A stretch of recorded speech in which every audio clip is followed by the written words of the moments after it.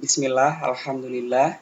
Segala puji bagi Allah yang telah melimpahkan kenikmatannya kepada kita semua. Salawat dan salam semoga tetap terlimpahkan kepada Nabi Muhammad SAW dan kepada orang-orang yang senantiasa tegak di atas Islam hingga hari kiamat kelak. Alhamdulillah, pada hari ini kita sudah memasuki pembelajaran yang ketiga. Insya Allah pada video pembelajaran kali ini kita akan masuk ke pembelajaran yang ketiga dan keempat. Jadi sebelumnya pembelajaran 1 dan 2, sekarang videonya akan membahas pembelajaran ketiga dan keempat. Silahkan kalian buka halaman 68.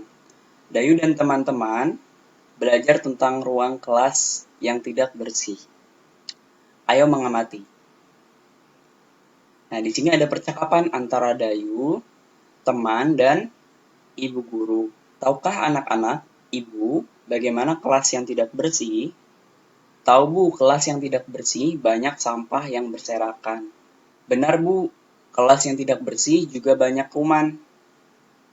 Bagus anak-anak Ibu, sampah harus dibersihkan, kemudian dipisahkan.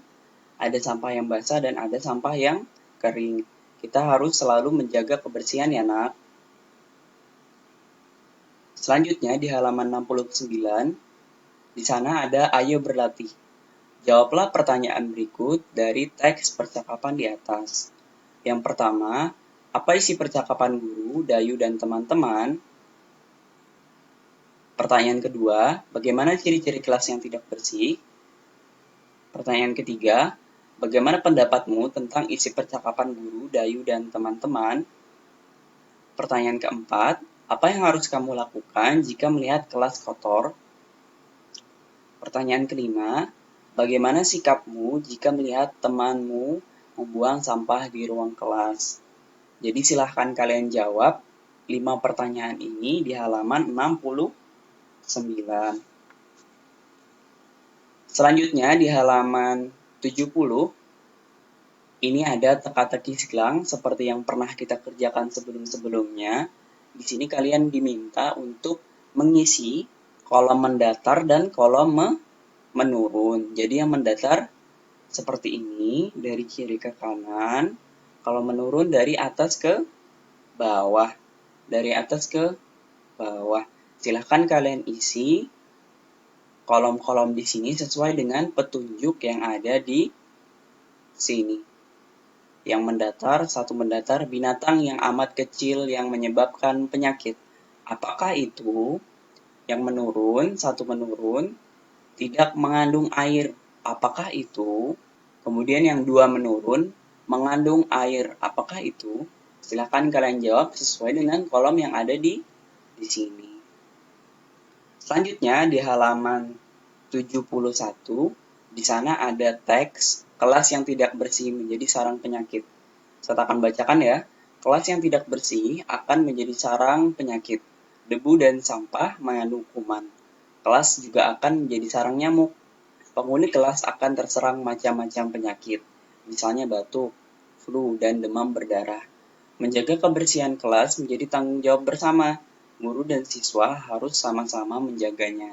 Jika ada yang membuang sampah sembarangan, harus segera diingatkan. Dengan sikap seperti itu, kebersihan kelas akan terjaga. Penyakit pun tidak akan bersarang. Di halaman selanjutnya, kalian diminta mengamati gambar yang ada di sini. Kalian diminta mengamati. Nah, kemudian setelah kalian amati, kalian silahkan tulis laporan sederhana mengenai gambar yang sudah kalian amati sebelumnya. Judulnya kelas yang tidak bersih. Jadi kalian tulis kelas yang tidak bersih itu apa saja sih ciri-cirinya? Seperti apa sih kelas yang tidak bersih itu? Jadi silahkan kalian tulis di kolom yang ada di halaman 73. Selanjutnya, kalian buka halaman 76. Di sana ada bangun datar segitiga dan segi lima. Segitiga dan segi lima merupakan contoh bangun datar. Tahukah kamu contoh bangun datar yang lain? Amati gambar di bawah ini dengan teliti. Nah, ini adalah segi lima. Coba kita bahas dulu. Segi lima itu memiliki berapa sisi? Ada, kita hitung, 1, 2, 3, 4, 5. Jadi sisinya ada 5. Kemudian selain memiliki sisi, bangun datar itu memiliki apa? Sudut dan titik sudut. Sudutnya ada di sini. 1, 2, 3, 4, 5. Jadi sudutnya ada 5. Kemudian titik sudut ada 1 yang di pojok ini ya, yang di ujung. 2, 3, 4, 5. Jadi segi 5 ada 5 sisi, 5 sudut, dan 5 titik sudut. Nah, yang ini silahkan kalian nanti coba latihan hitung sendiri. Kemudian yang di bawah, ini ada ayo berdiskusi. Tentukanlah bangun datar yang sesuai dengan banyak sisi, sudut, dan titik sudut berikut. Sama seperti tugas di pembelajaran 1. Kalian diminta untuk menggaris atau memasangkan bangun datar sesuai dengan kategori yang ada di atasnya. Di sebelah kiri ada kategori banyak sisi 5, banyak sudut 5, banyak titik sudut 5. Di sebelah kanan ada kategori banyak sisi 6, banyak sudut 6, banyak titik sudut 6. Jadi silahkan kalian pasangkan dengan digaris seperti ini. Misalnya segi 5 yang sudah tadi kita bahas. Sisinya ada 5, banyak sudutnya ada 5, banyak titik sudutnya ada 5. Sisinya ada 1, 2, 3, 4, 5. Sudutnya ada 1, 2, 3, 4, 5. Banyak titik sudutnya ada 1, 2, 3, 4, 5.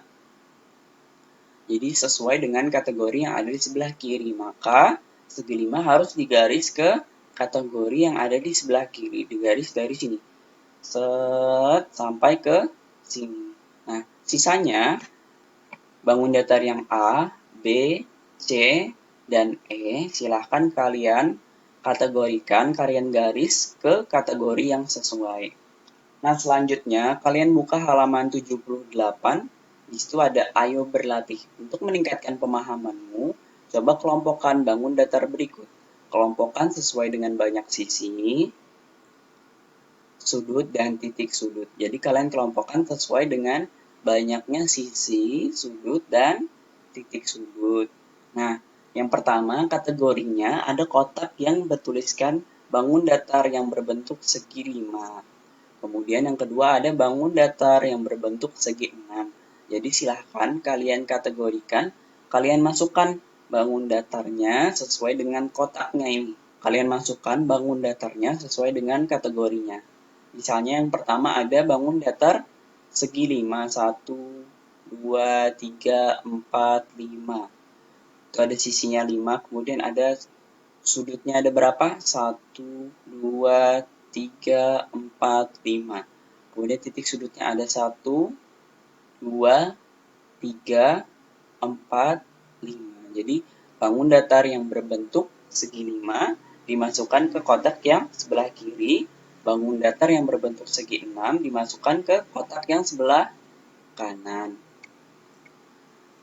Nah, selanjutnya kita masuk ke pembelajaran keempat.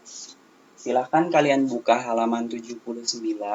Di sana ada sebuah teks. Bacalah teks berikut dengan lafal dan intonasi yang tepat. Aku malu punya pekarangan sekolah yang kotor. Banyak warga sekolah yang tidak peduli terhadap lingkungan. Banyak siswa membuang sampah sembarangan. Taman-taman di depan kelas juga kurang diperhatikan. Lingkungan sekolah menjadi kotor dan tidak rapi. Oleh sebab itu, banyak siswa yang sakit. Keindahan sekolah pun kurang terjaga. Sudah seharusnya kita membudayakan sikap malu. Malu jika pekarangan sekolah tidak bersih. Pekarangan sekolah yang tidak bersih karena kurangnya rasa malu pada diri kita. Harusnya kita malu jika pekarangan sekolah kotor. Oleh sebab itu, mulai sekarang mari kita bersihkan pekarangan sekolah dengan baik. Selanjutnya di halaman 80, di sana ada gambar halaman yang tidak bersih atau halaman yang kotor, halaman sekolah yang kotor. Nah, dari gambar ini silahkan kalian tulis di sini laporan pengamatan kalian atau cerita kalian tentang pekarangan sekolah yang tidak bersih. Jadi kalian boleh tulis ciri-cirinya 1, 2, 3, dan 4, atau kalian boleh tulis dengan format paragraf. Format paragraf masih ingat yang menjorok ke dalam. Jadi penulisannya untuk yang pertama menjorok ke dalam, kemudian yang kedua mengikuti, kemudian kalau paragraf selanjutnya harus menjorok ke dalam lagi, kemudian yang keduanya mengikuti sampai habis. Paham? Paham insyaallah. Selanjutnya kalian buka halaman 84. Nah, ini harus kalian perhatikan ya. Di sini kita akan belajar pola bangun datar. Amatilah pola bangun datar berikut. Nah, yang pertama ada apa ini? Ada lingkaran. Kemudian yang kedua ada segitiga. Kemudian yang ketiga ada lingkaran, segitiga, lingkaran, segitiga, lingkaran, segitiga. Nah, kalau kita amati ulang, polanya adalah lingkaran segitiga, lingkaran segitiga, lingkaran segitiga, lingkaran segitiga. Nah, kalau misalkan Ustadz mau teruskan pola ini, berarti yang di sebelah kanan bangun datarnya apa? Lingkaran. Lingkaran segitiga, lingkaran segitiga. Karena polanya lingkaran segitiga, lingkaran segitiga, lingkaran segitiga, dan seterusnya. Kemudian yang kedua, amatilah pola bangun datar berikut. Yang kedua, lingkaran-lingkaran, segitiga-segitiga, lingkaran-lingkaran, segitiga-segitiga. Berarti pola yang selanjutnya apa? Lingkaran-lingkaran, segitiga-segitiga. Karena polanya lingkaran-lingkaran, segitiga-segitiga, lingkaran-lingkaran, segitiga-segitiga, dan seterusnya sama. Kemudian pola yang ketiga, segitiga, lingkaran-lingkaran, segitiga, lingkaran-lingkaran, segitiga, lingkaran, lingkaran. Berarti kalau Ustadz mau lanjutkan polanya apa? Sama, segitiga, lingkaran, lingkaran, segitiga, lingkaran, lingkaran, dan seterusnya. Karena polanya segitiga, lingkaran, lingkaran, segitiga, lingkaran, lingkaran, segitiga, lingkaran, lingkaran, segitiga, lingkaran, lingkaran, dan seterusnya. Jadi pola yang seterusnya itu sama. Jadi harus diingat, untuk mengetahui pola yang selanjutnya, kalian harus tahu pola yang sebelumnya dulu. Polanya seperti apa, maka yang seterusnya itu sama. Nah, masih di halaman yang sama, di halaman 84, di sana kalian diminta berlatih mengenai pola-pola bangun datar. Tentukanlah bentuk bangun datar selanjutnya sesuai dengan pola-pola berikut. Jadi, kalian diminta menentukan bangun datar yang selanjutnya sesuai dengan pola yang ada sebelumnya. Coba Ustadz bantu sedikit ya. Yang pertama itu ada lingkaran-lingkaran, segitiga-segitiga, lingkaran-lingkaran, segitiga-segitiga. Berarti dua bangun datar yang selanjutnya itu adalah bangun datar apa? Lingkaran dan lingkaran. Karena polanya lingkaran-lingkaran segitiga, segitiga, lingkaran-lingkaran segitiga, segitiga. Berarti di sini lingkaran, lingkaran. Jadi kalian gambar bangun datarnya di sini. Digambar.